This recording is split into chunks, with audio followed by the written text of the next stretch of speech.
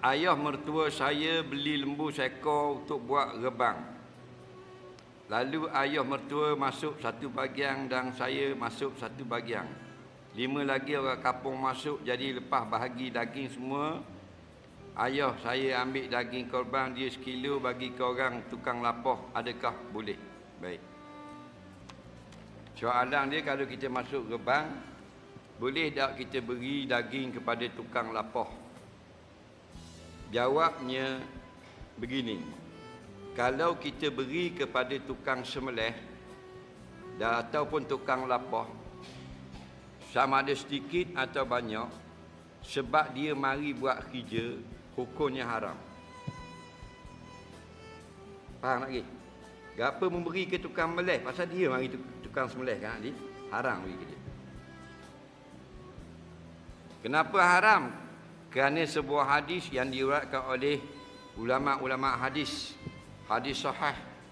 Kata Sayyidina Ali radhiyallahu anhu, amarani Rasulullah sallallahu alaihi wasallam an aku ma'ala budni wa an u'tiya lahmaha ilal masakin.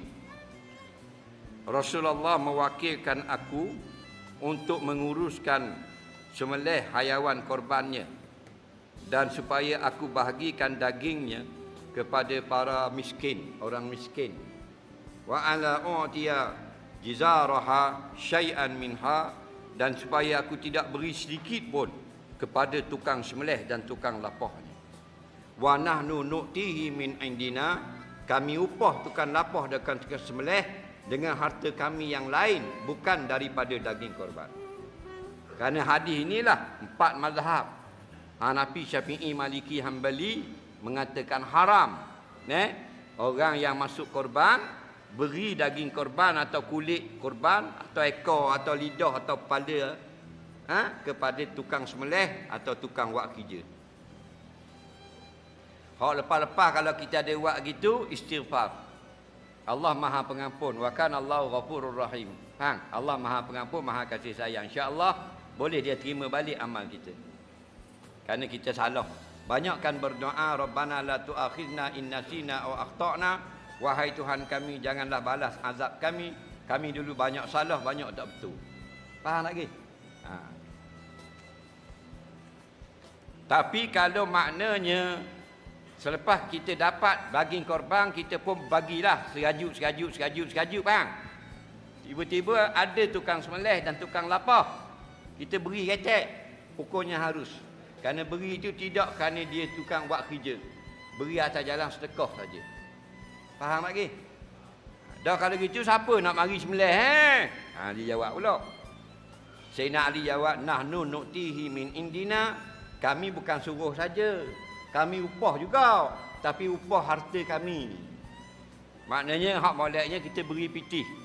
Khabar ke pak mak, jadi kita tak boleh dah beri daging, haram. Kita upah pitih, seekor lembu kita beri 70 ya. Molek tak kira? Ke murah? Ada orang 10 ekor sehari, dan ada orang 100 ekor sehari tukang semelih. Faham lagi? Sampai petang 100 ekor. Tak cik suat khabar. 100 ekor. Kalau 70 riyal, 100 apa? 7,000.